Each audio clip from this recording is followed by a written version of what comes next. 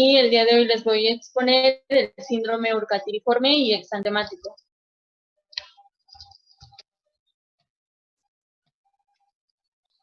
Como tal, en el índice, los temas que vamos a tratar, pues va a ser definición, epidemiología, clasificación, etiopatogenia, cuadro clínico, diagnóstico y tratamiento. Y del síndrome exantemático vamos a abordar lo que es sarampión, rubéola, varicela y pitriasis rosácea de Gilbert. Como tal, los objetivos, pues va a ser conocer los conceptos básicos de lo que es la urticaria y el síndrome exantemático, así como su epidemiología y sus principales factores de riesgo, analizar la etiología y el mecanismo fisiopatológico de lo que es la urticaria y el síndrome exantemático, también identificar los principales síntomas y las presentaciones clínicas, de igual manera examinar los métodos existentes para el diagnóstico y evaluar lo que son las opciones terapéuticas para el tratamiento. Voy a dar inicio con lo que es el síndrome urticariforme y vamos a tener que como definición, este va a ser un síndrome reaccional de la piel y las mucosas que se va a caracterizar por edema y ronchas pruriginosas. Este va a ocasionar lo que es un edema vasomotor transitorio y circunscrito que va a durar algunas horas. Puede ser recidivante y de origen inmunológico, no inmunológico o también desconocido. Vamos a tener que en epidemiología la urticaria va a tener una incidencia variable, ya que en diversas bibliografías encontré que puede ser del 2 al 20% de que alguna vez la población haya sufrido lo que es un brote de urticaria. Este se va a presentar en cualquier persona de cualquier sexo, edad, ocupación o raza. No tiene predilección como tal en algún grupo de edad, en hombres o en mujeres. La urticaria se puede clasificar de diversas maneras. Una de ellas va a ser por evolución, es decir, qué tanto dura las manifestaciones clínicas de este paciente. Se pueden definir como agudas cuando son menores a 6 semanas, crónicas cuando son mayores a 6 semanas. En cuestión de su etiología, vamos a tener a lo que son las urticarias físicas. Gracias. ¿Qué es lo que nos va a dar esta urticaria? Ya sea por presión, por calor, por el frío, por el sol o también por el agua. También se puede dar por contacto, ya sea de algún alimento, alguna planta, puede ser autoinmune u otras. Y también por el mecanismo que las va a producir, que puede ser inmunológicas, no inmunológicas, por el complemento, autoinmune o de origen desconocido. Vamos a comenzar con lo que son las urticarias, de acuerdo a su mecanismo, que van a ser las inmunológicas o también la pueden encontrar como alérgicas. Estas se van a encontrar en el 30% de los casos y van a cursar con los 4 tipos de hipersensibilidad, la 1, la 2, la 3 y la 4. Como recordaremos, el tipo de hipersensibilidad tipo 1 va a estar mediada principalmente por la inmunoglobulina E, que esta inmunoglobulina E va a dar lo que es diversas sustancias vasoactivas, que ahorita lo voy a explicar, y la principal de ellas va a ser la histamina. En el tipo de hipersensibilidad tipo 2 es cuando se va a dar una activación del complemento y esta va a estar mediada por lo que son los mecanismos citotóxicos. En la tipo 3 igual se va a dar una activación del complemento, pero esta va a estar mediada por lo que son los inmunocomplejos. Y en la tipo 4 se le va a conocer por hipersensibilidad celular retardada. La más común que vamos a nosotros encontrar va a ser la hipersensibilidad tipo 1. La hipersensibilidad tipo 1, como los puse aquí en la tablita, puede estar dada por lo que son algunos alimentos, aditivos, medicamentos, también puede ser por látex, alguna picadura de insectos y también aeroalérgenos. En esta tablita les puse un poco más específico qué es lo que va a causar como tal la hipersensibilidad. En la tipo 1, por ejemplo, vamos a encontrar algunos alimentos como el huevo, el pescado, los frutos secos o los mariscos. En medicamentos podemos encontrar lo que son las penicilinas, las sulfonaminas, algunas vacunas y el fenobarbital. En picaduras de insectos vamos a tener desde abejas, avispas, mosquitos y también algunos arácnidos. En aeroalérgenos, principalmente lo que es el polen y algunos animales de compañía. Por contacto, pues también algunos alimentos, plantas o medicamentos. En la hipersensibilidad tipo 2, principalmente se va a producir por lo que son agentes infecciosos. Puede ser estreptococo, helicobacter pylori. En virus, el más común es el virus del Epstein-Barr, pero también se puede dar por lo que es la hepatitis, el adenovirus, el enterovirus. Y algunos parásitos como son los oxiurios, Yardalandia, entre otros. En la hipersensibilidad tipo 3 vamos a encontrar por agentes físicos, es decir, que algún estímulo que va a desencadenar esta urticaria. Puede ser un estímulo mecánico, un estímulo térmico como el frío, el calor, un estímulo lumínico como el sol, por ejemplo, por contacto con el agua que se le va a conocer como acuagénica, o también por ejercicio, que esta no está asociada a algún medicamento. Y ya por último, la hipersensibilidad tipo 4, que va a estar asociada a enfermedades sistémicas, como las enfermedades del colágeno, algunos tumores, el hipertiroidismo o la mastocitos. Y esta va a ser muy poco frecuente en edad pediátrica. Vamos a empezar con lo que es la fisiopatología. Aquí vamos a recordar un poquito de nuestras clases de inmuno. Vamos a tener, y como ya lo había mencionado, el factor o el predisponente pues va a ser la hipersensibilidad tipo 1. Vamos a tener que el efector celular más importante va a ser nuestro mastocito cutáneo. Como nosotros recordaremos, nuestro mastocito se va a encontrar en lo que es la piel y la submucosa intestinal. Estos van a tener proteasas del tipo tripsina y quimasa, y estos van a expresar lo que es el receptor a donde se va a unir nuestra inmunoglobulina E. Este mastocito va a ser muy importante ya que va a contener mediadores vasoactivos que van a dar como tal la urticaria o la manifestación clínica de la urticaria.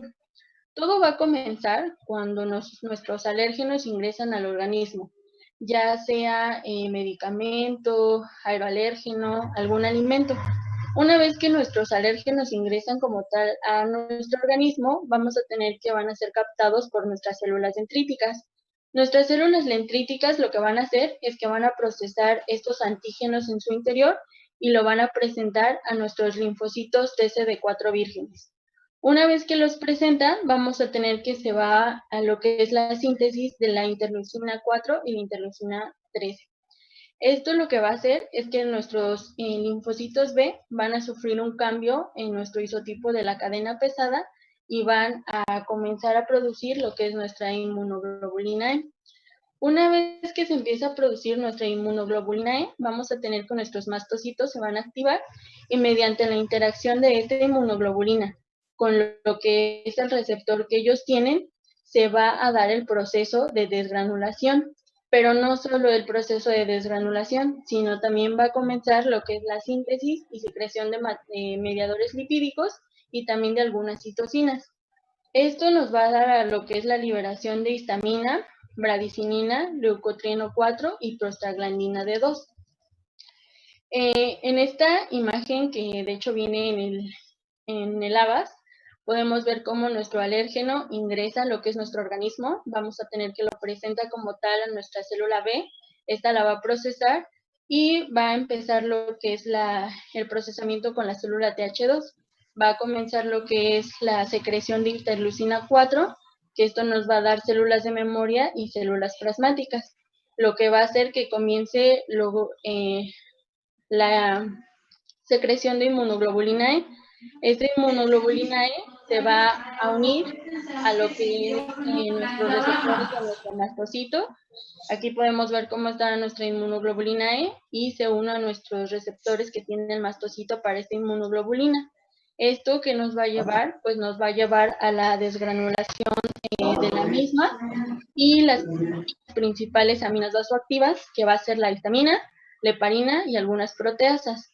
Estas van a actuar a nivel de la célula del músculo liso, pero también van a actuar a lo que es a nivel del vaso sanguíneo de pequeño calibre, también en la glándula mucosa, igual, en la sangre, y en las terminaciones nerviosas sensoriales también van a actuar en lo que es los eosinófilos.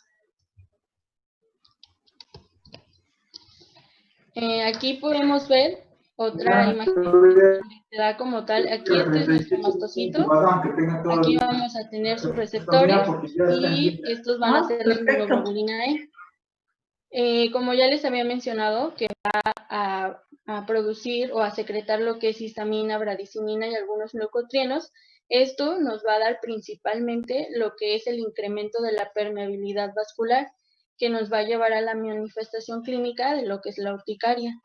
A su vez, también vamos a tener una estimulación del tejido neuronal, como lo vemos en la parte de aquí abajo, y esto nos va a dar dilatación vascular y como consecuente una respuesta eritematosa, que también nos va a dar el prurito, que va a ser lo característico de la urticaria, el prurito y el eritema como tal.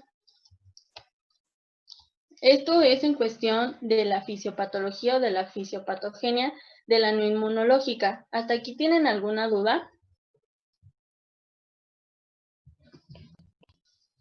No.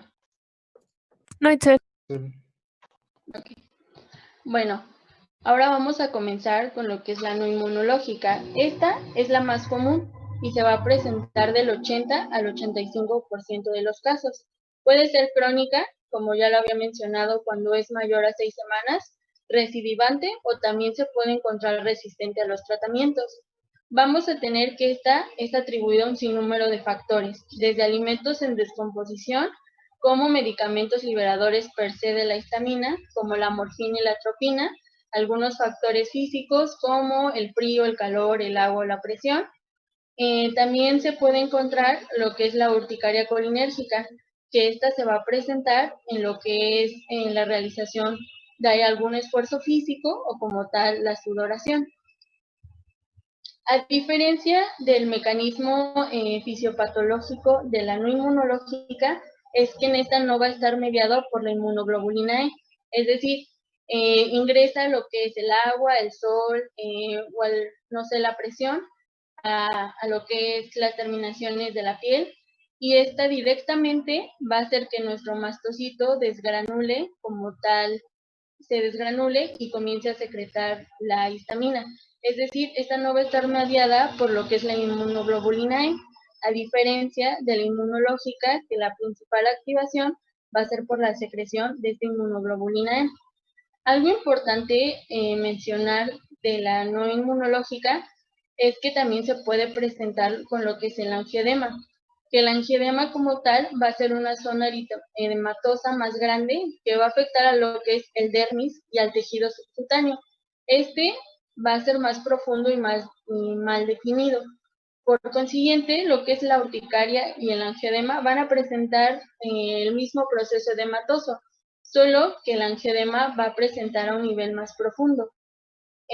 Vamos a tener que va a caracterizarse por presentarse en el plexo vascular cutáneo, en el papilar y en el profundo.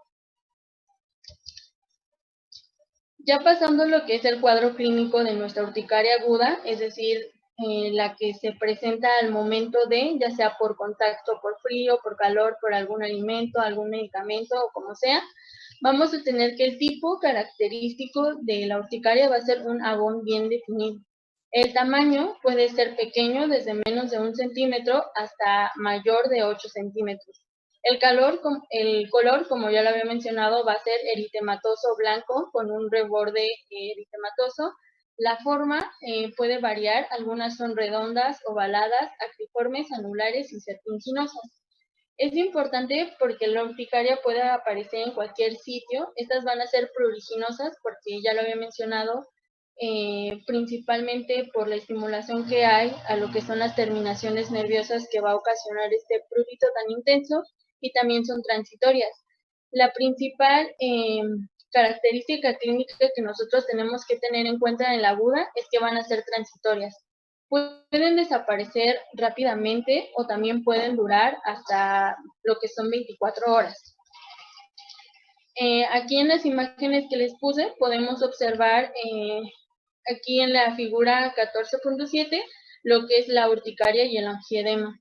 Aquí en la zona ocular podemos ver lo que es el angioedema y en otras zonas podemos ver lo que es la urticaria. Del otro lado podemos ver igual una urticaria aguda en donde podemos ver abones pequeños y grandes. Este, por ejemplo, es más pequeño, este es más grande, pero como ya lo había mencionado, vamos a tener que son eritematosos con un reborde bien definido y se puede encontrar en la parte central un poco más blanco que en la parte periférica. Aquí también nos dice que la lesión en el brazo izquierdo está mal definida en su borde inferior donde experimenta regresión, que aquí la podemos ver, los bordes pues empiezan a ser un poquito más difusos y empieza a ser menos eritematoso. Como tal en las urticarias físicas, estas van a ser aquellas que van a estar precipitadas ya sea por un estímulo físico, por un estímulo mecánico, térmico u otros. En el caso de las mecánicas vamos a tener el dermografismo sintomático. Este se va a producir cuando en respuesta a un roce moderado de la piel con un instrumento romo. El instrumento romo es aquel que como tal no tiene filo. Por ejemplo, algunas tijeras que tienen la forma un poco más abolada, nosotros lo vamos a pasar en lo que es la piel del paciente y lo que va a hacer es que va a darse la presencia de lo que son las ronchas lineales subyacentes a lo que es el trauma o al roce. Aquí podemos observar que a diferencia de los otros que iban a ser circulares y todo eso, aquí se presenta principalmente lo que es un borde lineal. La urticaria va a ser lineal. También existe otro tipo de urticaria que va a ser por presión retardada. Esta se va a caracterizar por el desarrollo de edemas inflamatorios profundos en lugares donde se ha ejercido una presión sostenida. Pueden presentar también prurito, dolor o ambos, y su localización habitual es en la cintura. Alguna bibliografía la mencionaba o la comentaba que esta principalmente sí iba a ser cuando el paciente tenía ropa interior muy ajustada o algún pantalón. Al momento de quitárselo, pues iba a desarrollar este tipo de urticaria por presión. En el angioedema vibratorio, como su nombre lo dice, es cuando nosotros hacemos algún estímulo vibratorio como trotar o frotar vigorosamente, no sé, por la toalla, cuando se está secando el paciente o así, y esto iba a dar lo que es la aparición de ronchas localizadas y eritema en minutos. En cuestión de las térmicas, vamos a tener lo que es la urticaria colinérgica, que esta se va a presentar por múltiples ronchas, no mayor de 2 a 3 milímetros de diámetro y van a estar rodeadas de un halo eritematoso.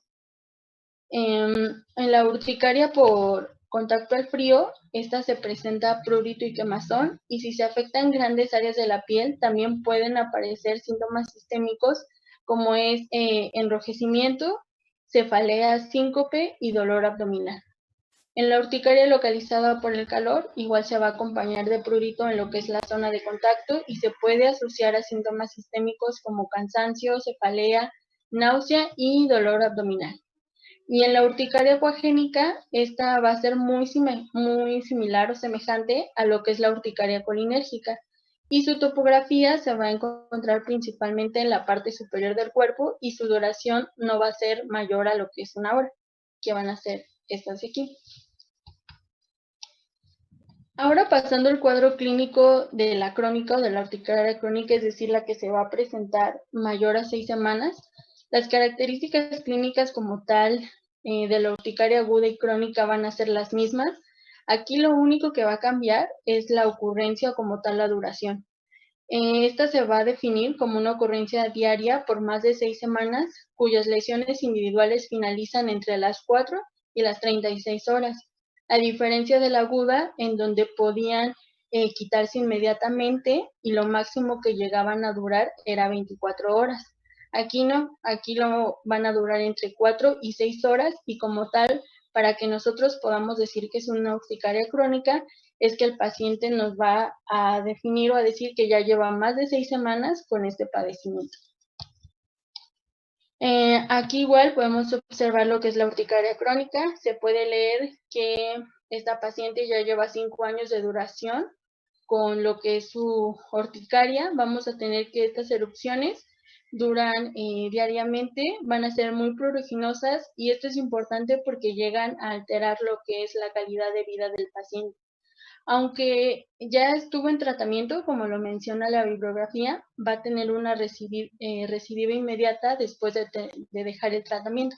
Entonces son pacientes que todo el tiempo van a tener que estar bajo un tratamiento para que no vuelva como tal la manifestación clínica de la urticaria, ni pues que se acompañe de prurito y todo lo demás. El diagnóstico diferencial lo vamos a tener que realizar principalmente por tres tipos de patología. Una va a ser el eritema multiforme.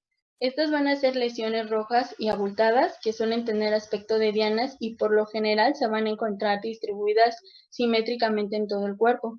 A diferencia de nuestra urticaria que vamos a tener, que es el abón, va a ser eritematoso y este se va a encontrar en cualquier parte del cuerpo. La vasculitis urticaria, que igual van a ser abones con eritema, que van a ser persistentes, es decir, que van a durar de 1 a 3 días y suelen producir una sensación de calor o dolor más que de prurito. Y la urticaria pigmentosa, que a diferencia de la otra, estas se van a componer de máculas, pápulas, placas o nódulos que van a ser mal definidas y van a ser de un color marrón o violáceo. A diferencia de la urticaria, que esta va a ser principalmente eritematosa, con bordes bien definidos y su lesión característica va a ser el abón. Como tal, el diagnóstico principalmente va a ser clínico. Entonces, por eso es muy importante que nosotros hagamos un énfasis en lo que es la anamnesis detallada, preguntar alguna enfermedad previa, fármacos, alimentos, parásitos, también si realiza algún tipo de actividad física o qué tanto se expone nuestro paciente a lo que es la luz solar. En la exploración física nosotros tenemos que tener en cuenta el tipo de lesión, qué tanto dura, si se acompaña de lo que es prurito, rubefacción o alguna otra sensación urente. Se pueden realizar algunos exámenes de laboratorio, pero estos van más encausados a ver qué es lo que le está produciendo. Por ejemplo, se pueden realizar estudios serológicos para hacer una valoración del sistema de complemento o algunos anticuerpos de la inmunoglobulina E específicos. Se pueden hacer también estudios hematológicos en donde podemos encontrar eosinofilia transitoria, pero esta se va a encontrar en la urticaria que es producida por reacciones a alimentos. Y también se puede hacer algún estudio de parasitología para pues ver si nuestro paciente tiene algún parásito que esté causando este tipo de urticaria. En lo que son las urticarias físicas o más específicas, en el ejemplo de la urticaria por presión, pues nosotros vamos a tener que ejercer presión para para que la manifestación clínica pues salga, ¿no? O sea, en la urticaria solar, pues se va a verificar mediante pruebas con UV, UVA y luz visible. En la urticaria por frío también se puede realizar por lo que es la aplicación de un cubo de hielo, o también otras bibliografías decían algún matraz o algo así que esté frío, lo colocamos en lo que es la piel del paciente y posteriormente pues nosotros vamos a ver que comienza a aparecer la urticaria y se comienza a dar la formación del abón. Y en la urticaria autoinmunitaria, pues esta se va a valorar principalmente por la prueba cutánea con el suero autólogo. En este algoritmo diagnóstico podemos observar cómo nosotros podemos llevar o diferenciar de una urticaria aguda o una crónica, que pues principalmente va a ser el tiempo, menor de 6 semanas aguda, mayor a 6 semanas crónica, y tenemos que investigar la causa probable, es decir, qué es lo que le está causando, algún alimento, medicamento, el frío, el calor o el agua. Se tiene que investigar infecciones virales, alimentos y medicamentos, o las físicas, que eran las pruebas que les mencionaba, ya sea ejercer presión, someter al paciente a los rayos UV o también al contacto con el frío. En la crónica, pues igual tenemos que realizar algunos exámenes de laboratorio, como la biometría hemática, el examen general de orina, algunos cultivos y bacteriología, y pues en caso de que nosotros estemos sospechando de alguna enfermedad del tejido conectivo, pues igual solicitar más análisis. En esta tablita, si quieren luego las checan un poco más detallado. Aquí podemos ver el tipo, es decir, las físicas, las medidas por el complemento, las espontáneas y otras, cuáles son las pruebas diagnósticas que se van a recomendar para cada uno y cuáles van a ser las pruebas diagnósticas complementarias para corroborar que realmente nuestro paciente tenga urticaria y qué es lo que le está causando. Por último, el tratamiento, pues el tratamiento va encausado principalmente en la causa. Si nuestro paciente presenta urticaria por frío, pues lo ideal sería que nos expusiera al frío. Si nuestro paciente presenta urticaria por calor, lo ideal sería que nos expusiera al calor. Primero tenemos que quitar eso que está causando la urticaria, ya sea medicamento, alimento o alguna causa física. En el tratamiento farmacológico, nosotros vamos a tener lo que son 3 tipos de línea. Algunas bibliografías lo mencionan así, otras no. Pero la gran mayoría maneja la primera línea, que van a ser los antihistamínicos de segunda generación. Estos de segunda generación van a ser, se han demostrado que van a tener una eficacia igual o mayor que los de la primera, y estos van a carecer de lo que son sus efectos sobre el sistema nervioso central y anticolinérgico, lo cual se recomienda que se empiecen por los de segunda generación para evitar estos efectos secundarios en el paciente. Los de segunda línea se pueden utilizar los antidepresivos tricíclicos, los corticosteroides o los antagonistas de canales de calcio. Estos se van a utilizar cuando los antihistamínicos no son suficientes y siguen produciendo como tal la urticaria. Y los de tercera línea, pues ya principalmente van a ser los inmunomoduladores. Estos, pues principalmente cuando el mecanismo de acción sea, sea alérgico, sea por una causa de hipersensibilidad.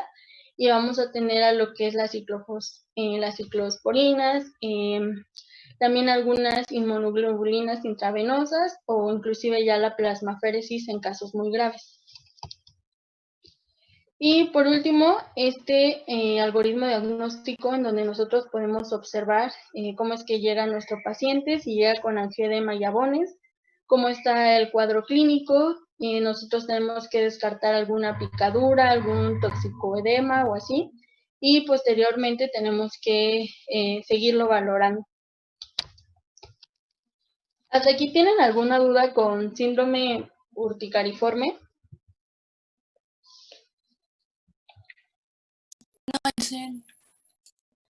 Doctora, ¿algo que quiera agregar de síndrome urticariforme?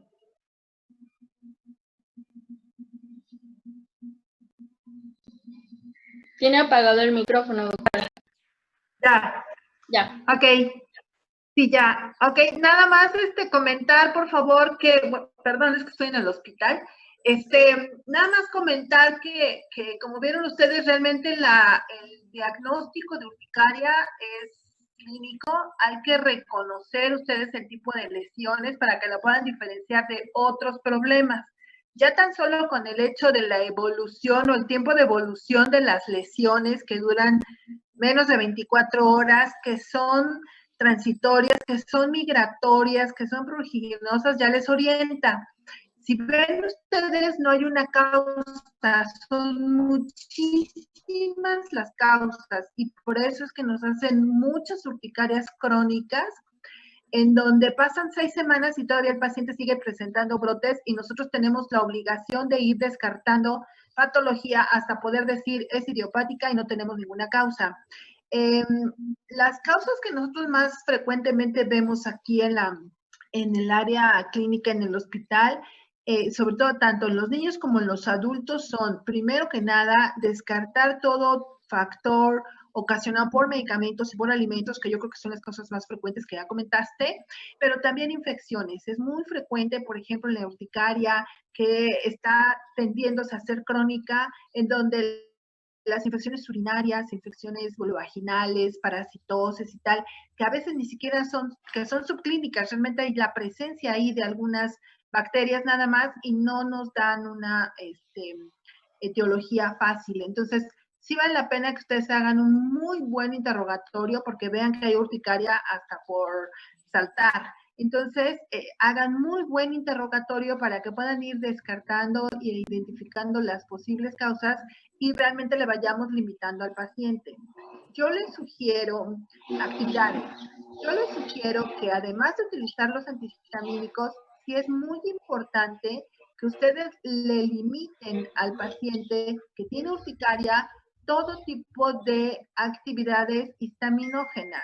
Esto es, Si sabemos que hay urticaria por ejercicio, pues vamos a no a eliminar totalmente el ejercicio, pero sí a limitarle. Si sabemos que hay urticaria por alimentos, vamos a, ¿y cuáles son los alimentos? Pues vamos a tratar de limitar, aunque no sea la causa las salchichas o los colorantes o los saborizantes o los conservadores que vienen en los alimentos que están elaborados o que están congelados o que están enlatados, pues vamos a limitarle al paciente este tipo. Lo que ya sabemos que puede causar urticaria, vamos a limitárselo, porque podemos estar ante una urticaria crónica o una urticaria aguda que se está extendiendo ya hacia crónica y con un estímulo que ellos reciban en forma irregular, van a persistir la urticaria. Entonces, sí vale la pena que le vayamos limitando, sobre todo en la primera y segunda semana, todas estas posibles causas de urticaria alimentaria, física, por medicamentos, en fin, porque si no vamos a tener cuadros muy largos y con muy poca posibilidad de identificar la etiología. Entonces, esa es como una recomendación que les hago, porque en la práctica vemos que es mejor limitarle todos estos alimentos o causas histaminógenas y vamos tratando poco a poco, identificando algunas otras posibles causas hasta lograr identificar el problema.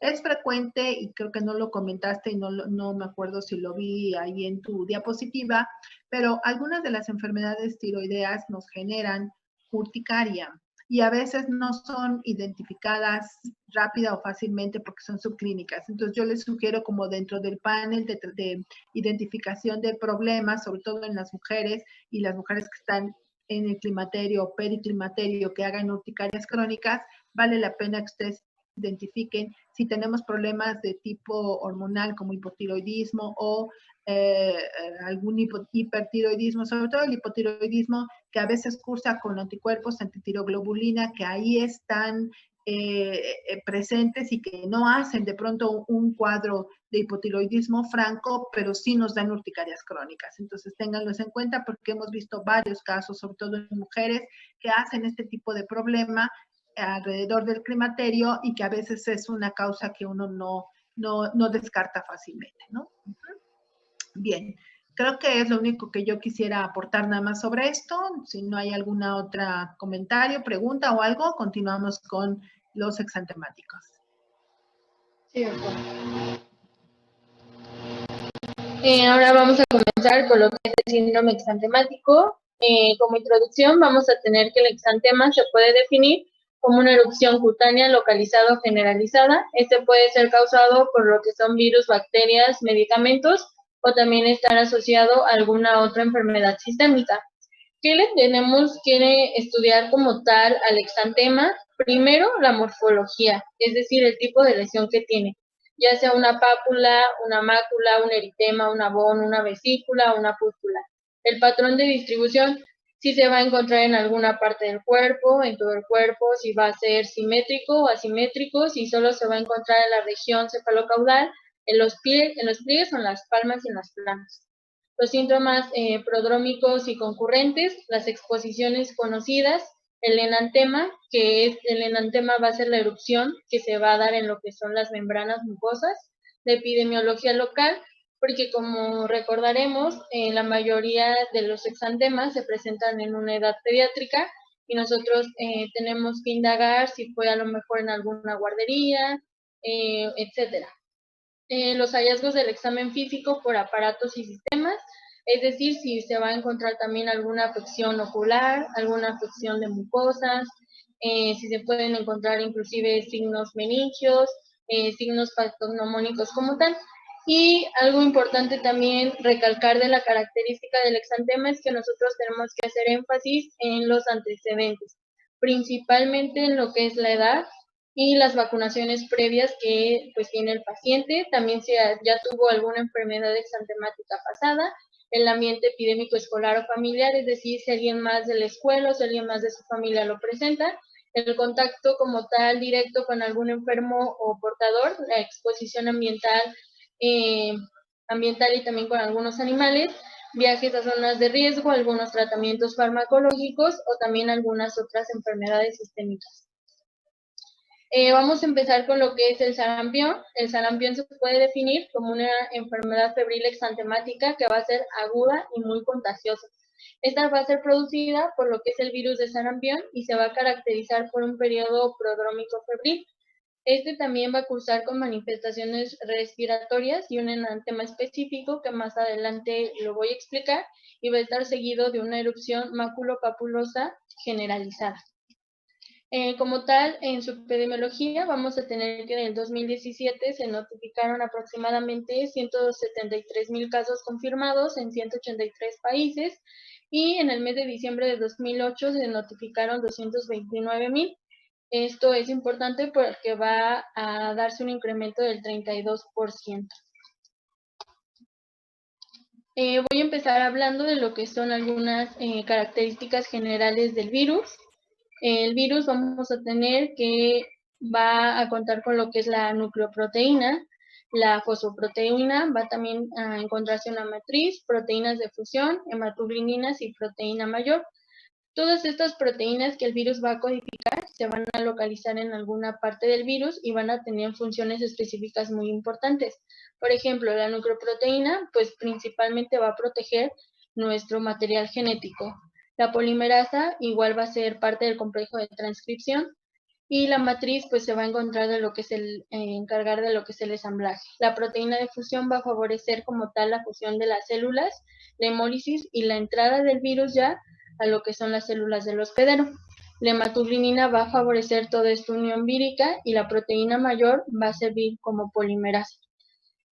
Aquí tenemos a nuestro virus, vamos a tener a lo que son las glucoproteínas mayor, que va a ser la proteína de unión vírica, es decir, la que se va a encargar de que se una nuestro virus a la célula del hospedero, la glucoproteína menor, y vamos a tener que se va a encontrar rodeado de lo que es una bicapa lipídica, también de la nucleocápside y de nuestra proteína de la matriz, que la proteína de la matriz principalmente va a tapizar lo que es el interior de la envoltura del virión.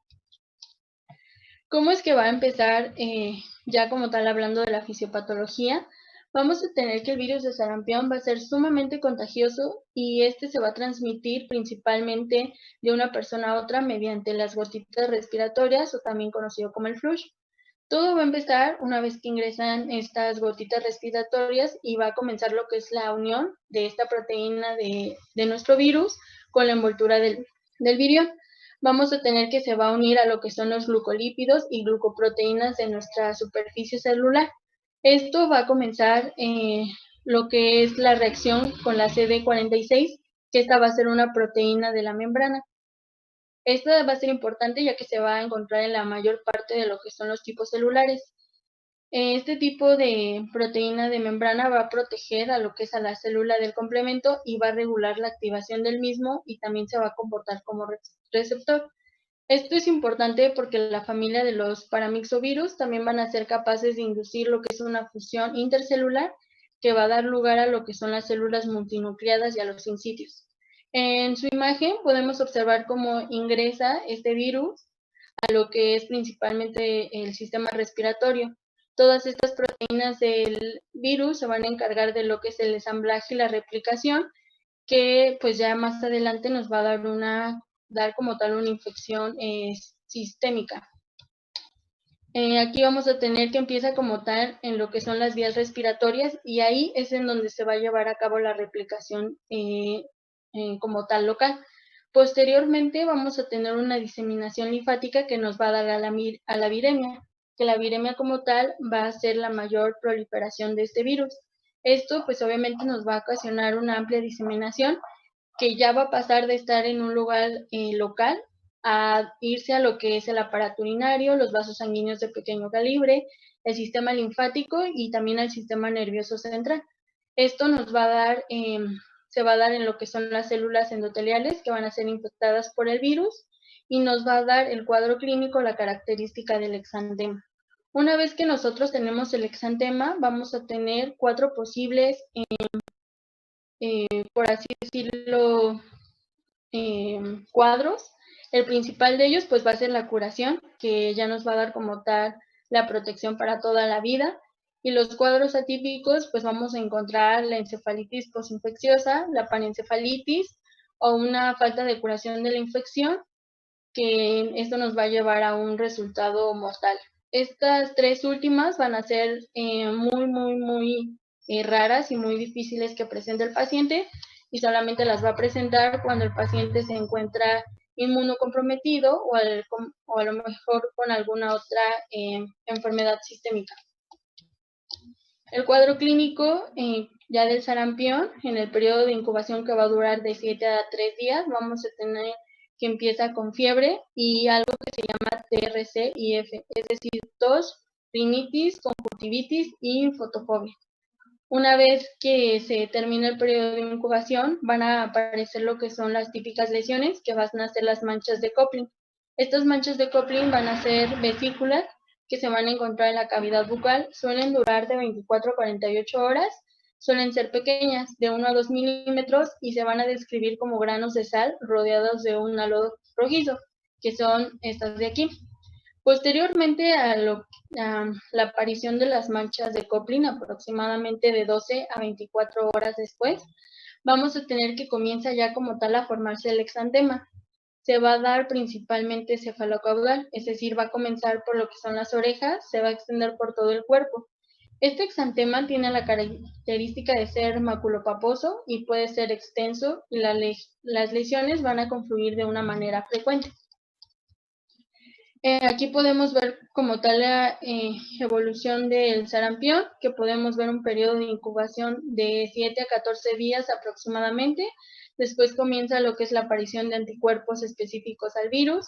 Tenemos la fase de viremia, que es cuando alcanza el punto máximo de replicación.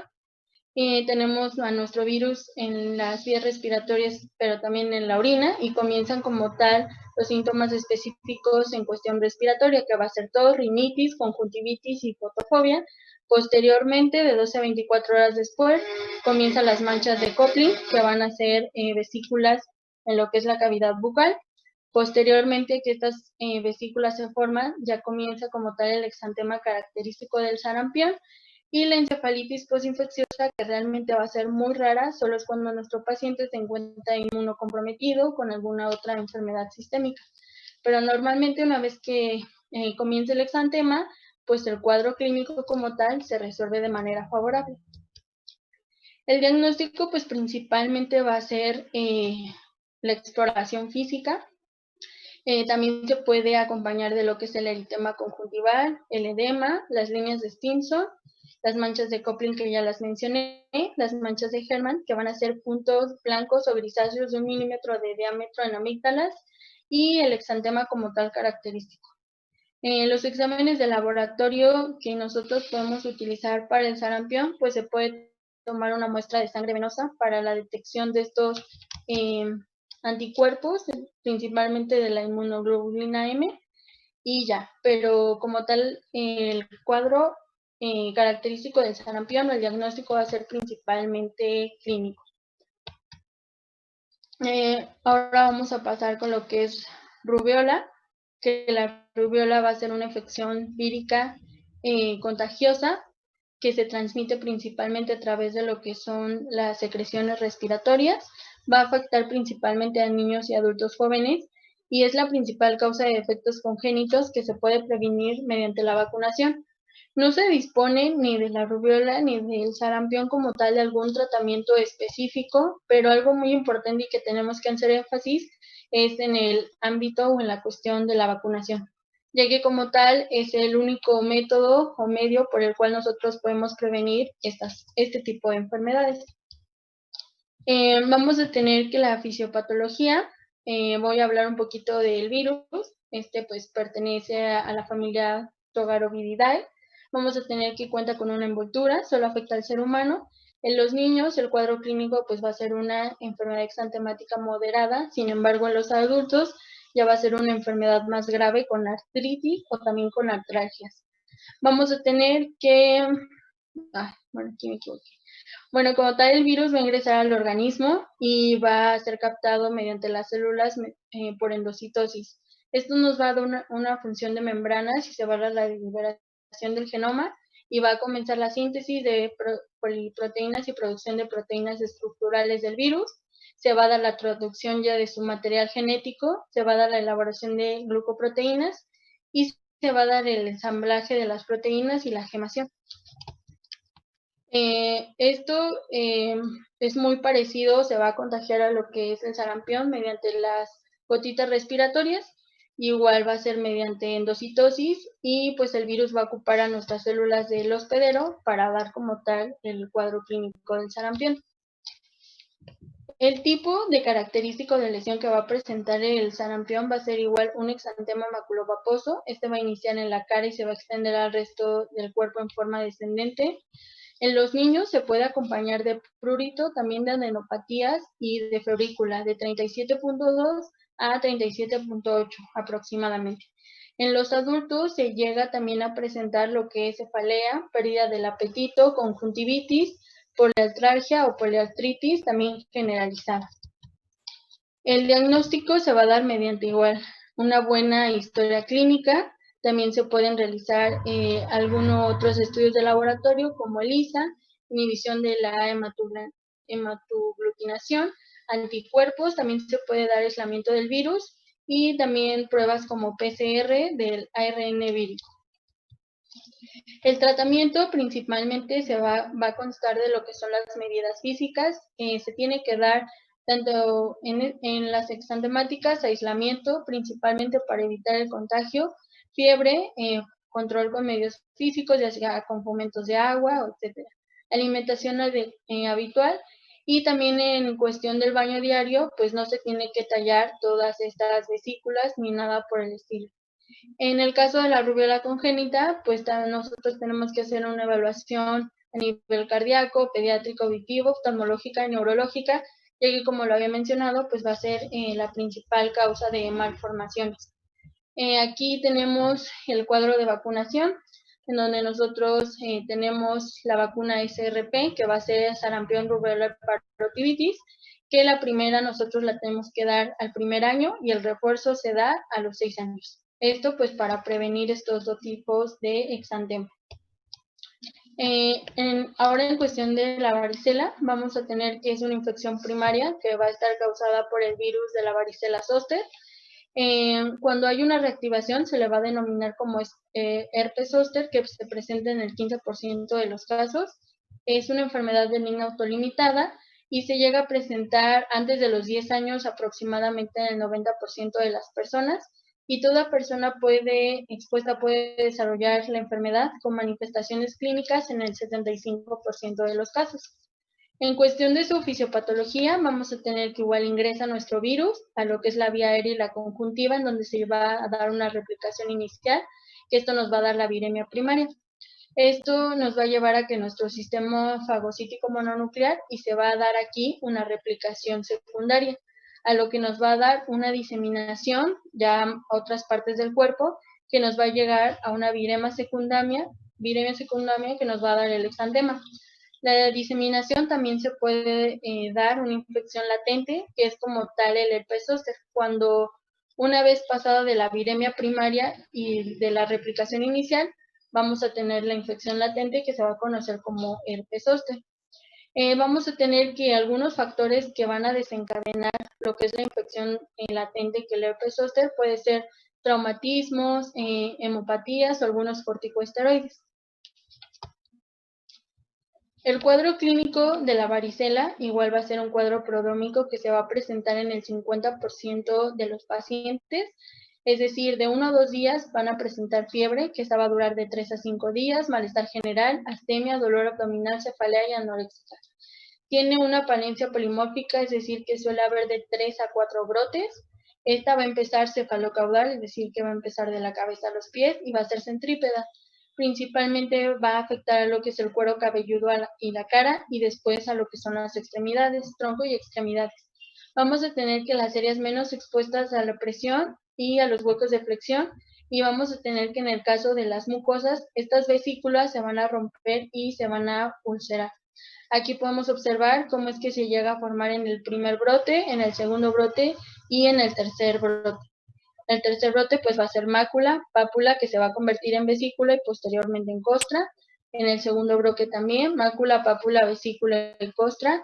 Y en el primer brote va a ser una mácula, pápula, vesícula. Esta después de 1 o 2 días se va a convertir en costra y de 1 a 3 semanas en una mancha hipocrómica. Aquí podemos observar lo que les mencionaba, la mácula, la costra, la vesícula y la pápula. Es decir, primero va a ser la mácula, esta de aquí, la pápula, posteriormente la formación de la vesícula, esta vesícula se rompe y llega a dar como tal la costra. El diagnóstico, al igual que todas, pues va a ser mediante la exploración física. Se pueden utilizar algunos exámenes de laboratorio como la tinción de sangre, que esta va a ser principalmente cuando se rompe esta vesícula, tiene una sensibilidad del 60% y también se puede dar algún tipo de cultivo en líneas celulares. El tratamiento, principalmente en niños sanos, pues va a ser sintomático y se va a contraindicar el uso de ASA porque va a incrementar el riesgo del síndrome de Rey. Se van a utilizar principalmente lo que son antivirales, pero siempre y cuando se administren durante las primeras 24 horas. También se van a utilizar antivirales en pacientes inmunodeprimidos y en mayores de 12 años y como tal en el adulto mayor. Y aquí podemos ver qué le podemos dar a nuestro paciente, ya sea en varicela, aciclovir, 20 miligramos por kilo, y herpes zóster igual a aciclovir, 80 miligramos por día, por 5 días aproximadamente. Y ya en lo que es la pitriasis rosada de Gilbert, vamos a tener que esta se define como una enfermedad inflamatoria eruptiva, eritemato escamosa autolimitada. Esta va a ser de causa desconocida y va a ser benigna. Se va a presentar en personas de cualquier género y en todas las edades. Esta va a ser ubicua y se presenta en forma estacional, por lo que hay más casos en primavera y en otoño, y esta no va a ser transmisible porque todavía no se sabe qué es lo que la causa. Como tal, en etiopatogenia, pues no se conoce su etiología, pero se han visto asociaciones a lo que es el herpes virus 6 y 7, el picornavirus, algunos medicamentos como son los inhibidores de la ECA, los retinoides o también el metronidazol. El cuadro clínico va a ser una erupción eritemato escamosa de forma oval, de 1 a 2 centímetros de diámetro, que se le va a conocer como medallón heráldico. Esta lesión va a ser asintomática y puede presentarse en cualquier parte del cuerpo, ya sea en el tronco, en el cuello, en las raíces, como lo podemos observar aquí. También se va a dar las típicas lesiones, que van a ser ya las eritemato escamosas ovales, que estas pueden medir de 0.5 a 1 centímetro. Estas tienen la característica que se van a teñir de un color rosado y se va a cubrir de una escama fina, sobre todo en lo que es la periferia, como lo estoy señalando. Estas van a aparecer principalmente en lo que es la cara anterior y posterior del tronco y vamos a tener que en algunos casos pueden tener una disposición lineal, oblicua, como las ramas de un pino, que se le va a conocer como en árbol de Navidad. Pueden aparecer también en lo que es el cuero, en lo que es el cuello, en la cara y en las extremidades.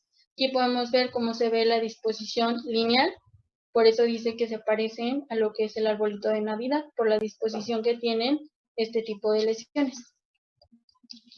El diagnóstico, pues igual solo es clínico, no va a haber exámenes de laboratorio como tal que ayuden a decir si tiene o no tiene el paciente pitriasis, y el pronóstico pues siempre va a ser benigno. El tratamiento pues principalmente es sintomático, ya que la enfermedad se va a resolver de manera espontánea entre 6 y 8 semanas, pero sin embargo se puede dar crema con urea o ácido salicílico. Y si hay prurito, pues se puede utilizar algún antihistamínico. Por último, les quise poner lo que es la diferenciación de lo que es sarampión, rubiola, escarlatina y varicela, el agente que lo produce, el periodo de incubación, su fase y las características del exantema. Algo que hay que tener en cuenta en lo que es el síndrome exantemático es hacer el diagnóstico diferencial de todas estas. También si existe alguna afección palmoplantar o algunas otras complicaciones de las mismas. Y como tal, eso es todo. Y esta es mi bibliografía. ¿Tienen alguna duda?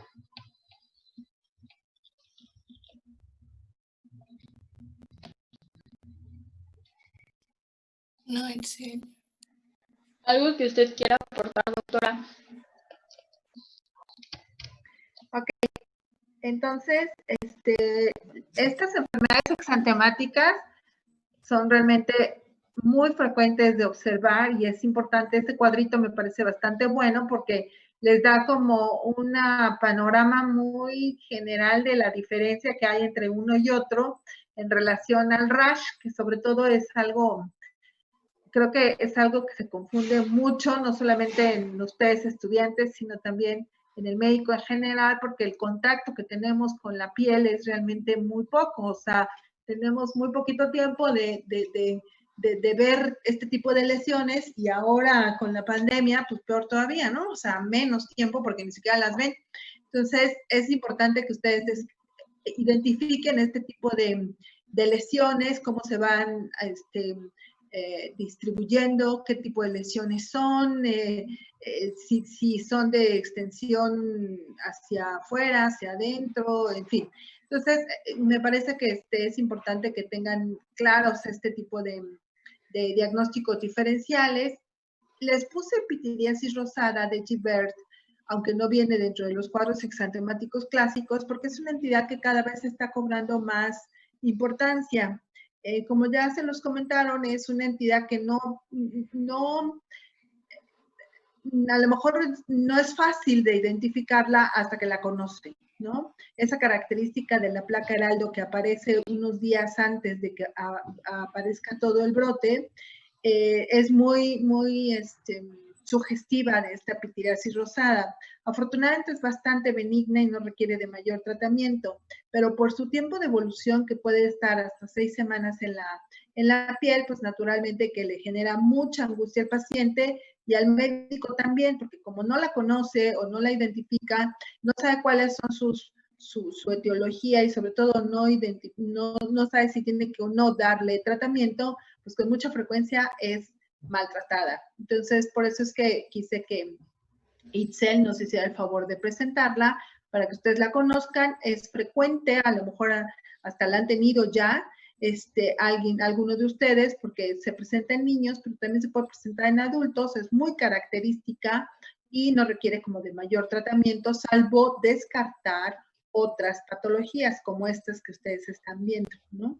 Estos síndromes exantemáticos también hay que hacer diagnóstico diferencial con ingesta de medicamentos. Hay muchas toxicodermias que también pueden iniciar como un rash maculopapular, puntiforme, morbiliforme, folicular, en fin. Entonces, es importante que ustedes también tengan en cuenta que hay medicamentos que pueden estar ocasionando estos problemas a nivel de la piel y hay que hacer un muy, muy buen interrogatorio. Yo creo que la base para que hagan ustedes un diagnóstico adecuado es hacer el interrogatorio lo más exhaustivo posible para que puedan ir descartando o agregando posibles causas a cualquier patología de la piel, porque la piel es un órgano que va a manifestar muchos problemas y que puede tener unas causas múltiples, muy fáciles de identificar, como la urticaria física, en donde cada vez que el paciente se rasca le salen ronchas, o donde le aprieta el cinturón le salen ronchas, pero también puede ser muy difícil de identificar las posibles causas, como una urticaria crónica o como un exantema que no necesariamente es de origen infeccioso. Entonces, aquí presentaron, Itzel, los virales, pero también tenemos diagnósticos diferenciales con medicamentos y hay que ser como muy puntuales en los datos que ustedes tienen que recabar del paciente, ¿sí? Porque ellos con mucha frecuencia creen que todo lo que les sale en la piel son hongos, lo peor que los médicos también lo piensan, y además de que les salen hongos o son ronchas, como que esos son los dos diagnósticos, y de pronto nos olvidamos de muchos otros causas posibles o muchas otras formas de manifestar en la piel problemas. Entonces, vamos a ser muy exhaustivos, por favor, en el interrogatorio. Para toda la historia clínica es básica, pero para piel es todavía mucho más importante. En relación al manejo de la piel, como ustedes ven, pues hay que darle antiviral, de pronto, en el caso de la varicela, depende en qué momento lo encontramos, depende en qué edad le estemos tratando. El sarampión hay que cuidarlo, hay que vigilarlo, que no se complique, etcétera. La rubiola, en qué momento está dando, la escarlatina requiere de un tratamiento antibiótico definitivamente.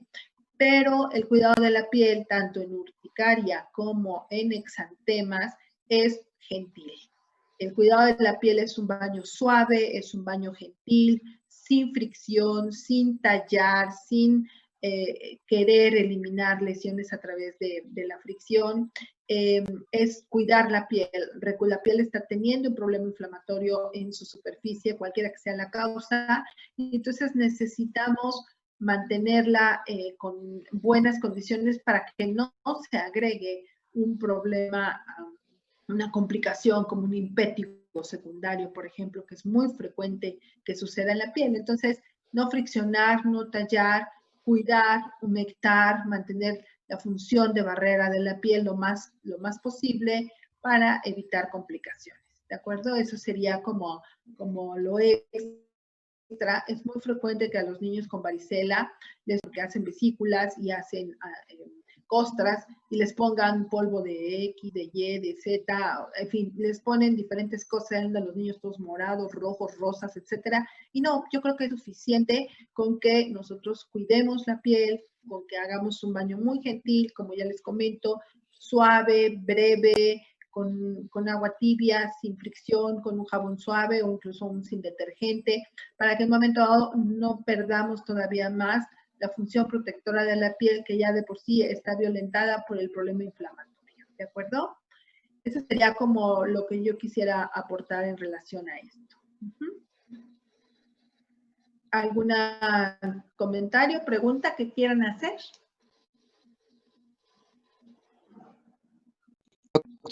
Era una pregunta. Sí. En el caso de, retomando el tema anterior de urticaria crónica, sí. Solamente, bueno, ¿estará indicado el uso de leucotrienos, de inhibidores? ¿El uso de qué, perdón? De inhibidores de leucotrienos como el Montelukast en urticaria crónica. En urticaria crónica sí, de hecho utilizamos ya no solamente los antihistamínicos son como para la fase aguda. En urticaria crónica tenemos que usar, de acuerdo a hacia dónde se va la posible causa, tenemos que usar azatioprina, prednisona, Montelukast. O sea, si tenemos asociado, por ejemplo, la urticaria con otros problemas de origen atópico o posiblemente participación de leucotrienos, naturalmente tendríamos que utilizar Montelukast. Entonces, por eso, repito, el interrogatorio en relación a con qué se está asociando o qué otros problemas de salud un poco orientar el tratamiento, pero sí, en urticaria crónica se utiliza pues prácticamente todo lo que se pueda de acuerdo a la posible causa o las asociaciones con las que se está cursando esta urticaria, ¿no? En el caso de antihistamínicos, sí quiero comentarles que en aguda, los antihistamínicos, cualquiera que ustedes elijan de acuerdo a las características del paciente, si trabaja, no trabaja, maneja, no maneja, queremos sedarlo, no sedarlo, etcétera, sí es importante que no le vamos a dejar un manejo solamente de 3 o 5 días. Habitualmente los antihistamínicos, sobre todo en la urticaria aguda, vamos a tener que suspenderlos hasta que ya no haya sintomatología ni lesiones, porque es de pronto frecuente que el paciente mejore en 3 o 5 días, suspendemos en ese momento antihistamínicos y todavía tenemos una reactividad posterior. Entonces sí vale la pena que ustedes tomen en cuenta que por lo menos 2 o 3 días después de que el paciente ya no tiene síntomas ni tampoco tiene manifestaciones cutáneas, es que se pueden suspender los antihistamínicos en el caso de urticaria aguda. En el caso de urticaria crónica estamos en otro manejo. Podemos utilizar antihistamínicos en forma crónica, pero estos solamente van a ser sintomáticos. Lo demás, el Montelukast, la azatioprina, metrotexato, en fin, todos los inmunomoduladores o inmunoreguladores que se utilizan en el caso de urticarias crónicas, que no tenemos causas conocidas, esos sí van a ser por largos periodos.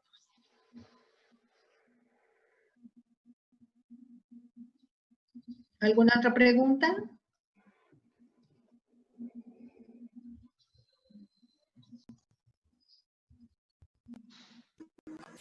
Creo que no, doctora.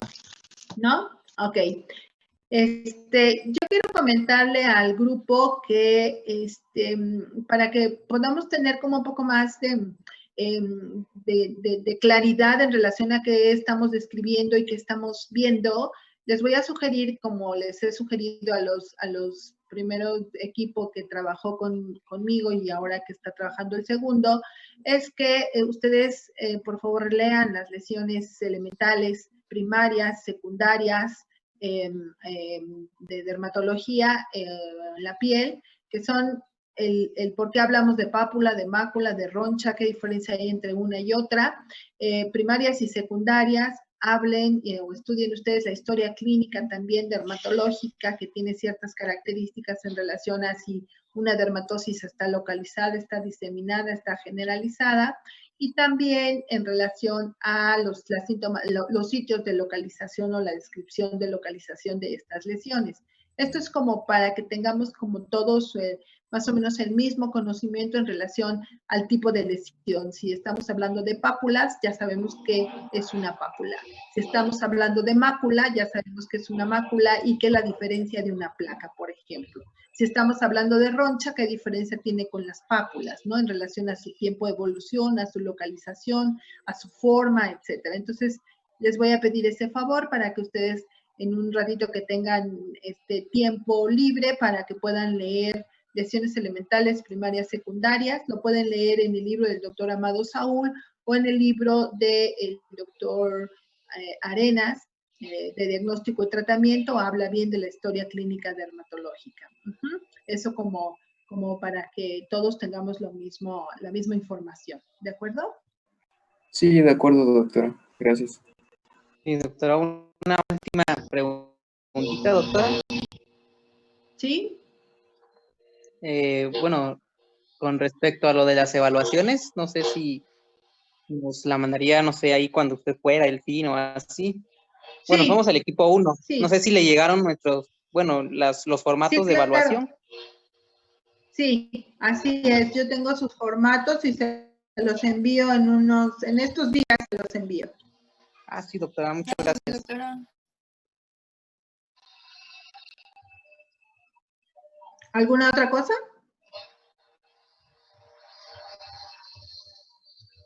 Ok, entonces me envían cuál es bueno, creo que ya me enviaron el programa, ¿verdad? Para saber cuándo nos corresponde la siguiente plática.